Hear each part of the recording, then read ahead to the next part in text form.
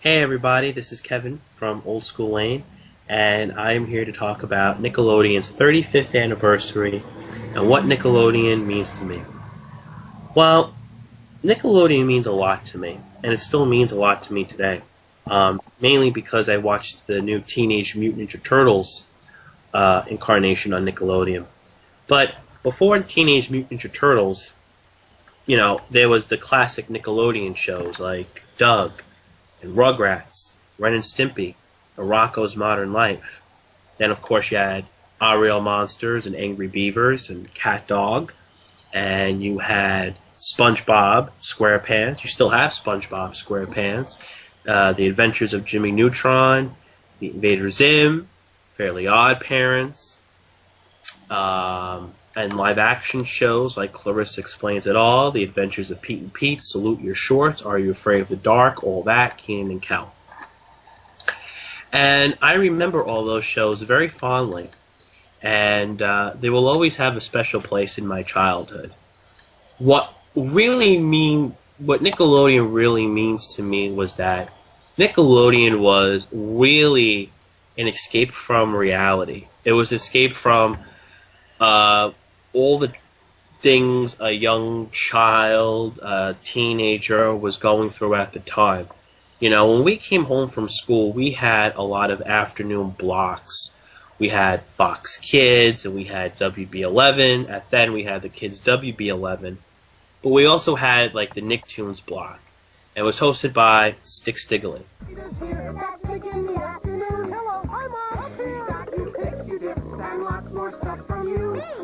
Because I never openly admit this to people, but while we're on the subject of Nickelodeon, I love the character so much that I had my mom and my aunt always get like a stick, these two eyes, a nose, and a mouth, and pretend like I had a Stick Stigley toy. And I would remember watching fondly all the great Nickelodeon shows on that block, and even the shows that Nickelodeon had acquired that they aired, like Jim Henson's Muppet Babies and Beetlejuice and Tiny Toon Adventures. I remember watching those shows, Count Duckula and Danger Mouse. Actually, those shows were from Britain and they came to America. And if it wasn't for Nickelodeon, I don't think a lot of people in America would have known who Count Duckula and Danger Mouse is. I love those shows. And I also remember very fondly Wienerville. And Mark Wiener played a very important part of my life, and another gentleman on Nickelodeon played a very important part of my life, which was Mark Summers. And the reason why those two gentlemen played a very important part of my life is because I am an actor and I'm also a screenwriter.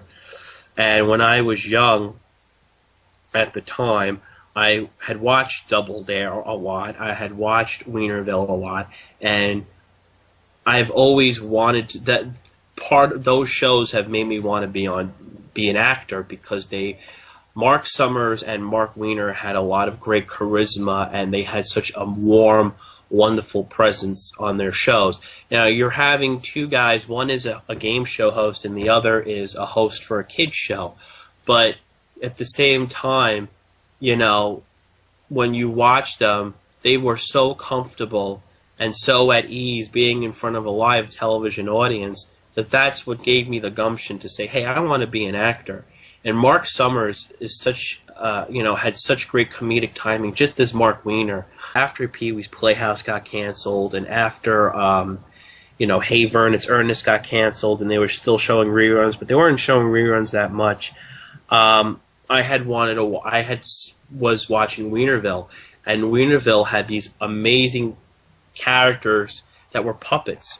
And I, being a Jim Henson lover and fanatic, loved that because it combined humans and puppetry. I had loved Dottie so much.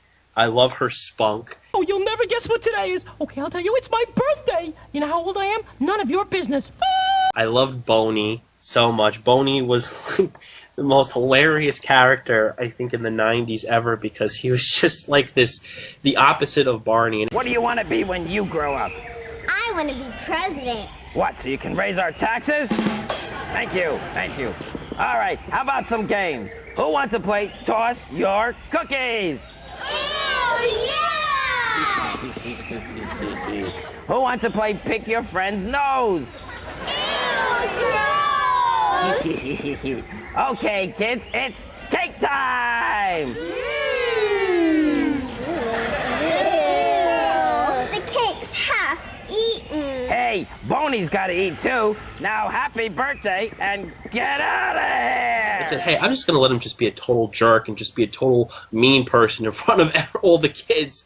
And, of course, you know, he had that bone in his mouth, which was like, later on, I was like, oh, maybe that's like supposed to be a cigarette or cigar or something. But I just loved how Wienerville and how Mark Wiener had played such an impact on my life. And Mark Summers, I had not had a father in my life, and you know, in a very weird way. A lot of people don't understand this, but I guess because maybe you all grew up with fathers and you had male figures in your life, that it was, you know, it's easy for you to understand. You know, and you were close with your uncles or grandfathers. My grandfather was very sick at the time, so I consider like Mark Summers to be like a father central figure in my life, because even though he was a game show host, it was you know, there was another guy that I was watching, and he was nice to kids and he was interacting with kids. So to me, that's very special, because, you know, it showed that, you know, that there was an older guy, there was an adult out there who, you know, treated kids with respect, and he didn't look down upon them or anything, even if he was being taped. Another thing is Doug, and you know, I'll say this again, and I thought about this today. I really don't like the nostalgia critic, and I have no problem telling that to him to his face. Yes, indeed. For those who don't know, I have a particular hate for the cartoon series Doug. Not because the show itself is an ungodly, boring waste of time, though that certainly doesn't help, but more that anyone growing up with the name Doug was constantly tortured by the fact that this show was about a wimpy, unpopular dorka doofus who coincidentally...